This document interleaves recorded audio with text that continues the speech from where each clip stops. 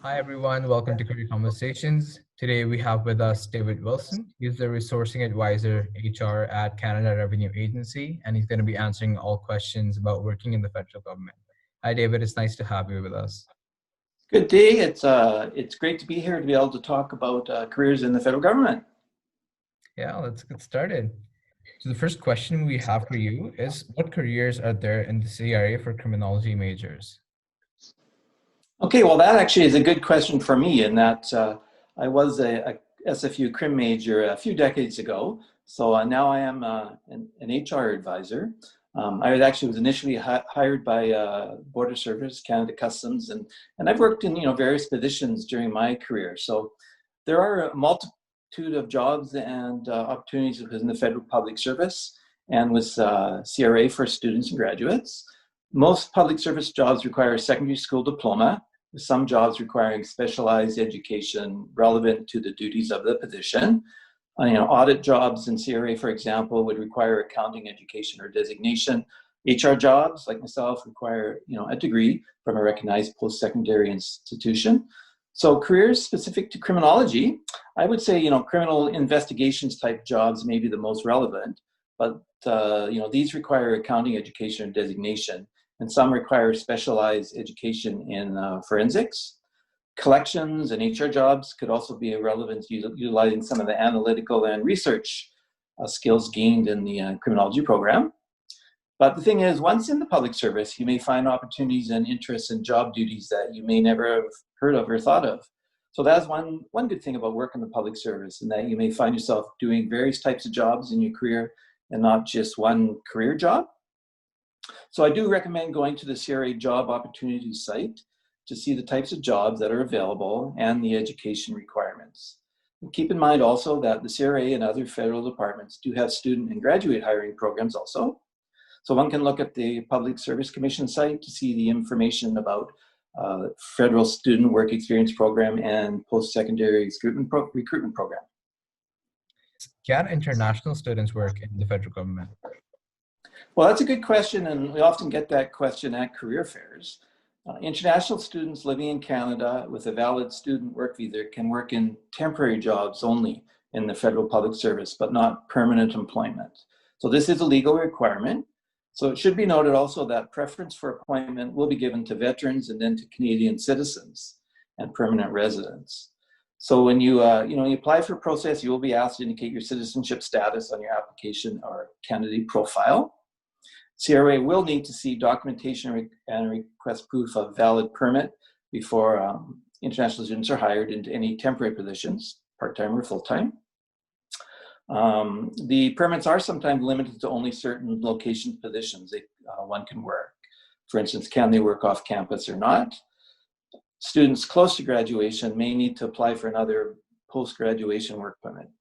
So an international student should be aware of these restrictions. And information regarding study work permits can be found on the Immigration, Refugee, and Citizenship Canada website. What kind of experience does one need as an undergrad to work in the federal government? Well, the experience required will vary depending on the position being staffed. For student employment, it is possible that no specific experience will be required. Sometimes experience relevant to the position being staffed may be considered as an asset, so it's not an absolute requirement, but it's an asset. And keep in mind also that the experience can be demonstrated through employment, volunteer work, scholastic activity, or achievement. So some examples of relevant type experience, if required, could be customer client service, working with clients or staff in service, sales, or office environment, experience dealing with the public either in person or on the telephone, experience working with software such as Microsoft Word, Excel, Outlook, PowerPoint, creating and modifying graphics and tables. So one would want to look at a specific job poster to see what or if any experience is required. How does the hiring process usually work? Well, the hiring process is a bit different for government jobs than versus private sector. Online application is the first step, and the candidate must demonstrate how the stated requirements are met. So, education, experience if required, language, For CRA jobs, a candidate profile also needs to be created first in order to apply. And it should be noted that, for a co-op poster, that would only be posted on the school's website. So if one meets the requirements and is screened into the process, then an assessment will be scheduled. It could be written or interview or both. A reference check will also likely be required. And it should be noted that prior to appointment, security clearance would have to be obtained, which would also include fingerprinting. So if a candidate met all the requirements, then the candidate would be qualified and receive notification that they're qualified and in a pool with a set expiry date. And then a candidate would be contacted again if there's a job opportunity or offer for their consideration. Correspondence will mainly be sent by way of the candidate profile. I would say that CRA does have a close relationship with SFU Business Co-op and often post co-op jobs opportunities on the school board directly. And here the application would be a little bit different as students apply through the school rather than on our CRA site. So we do highly encourage students to apply for CRA co-op processes, as those are targeted posters just for them. And the experience here is typically minimal. And our goal is to match the students to jobs that further develop their skills and to meet their career goals. Thank you so much, David, for your great input and great advice. Those are really great answers. We just have one last question for you. If there's one piece of advice you would give to our viewers, what would it be?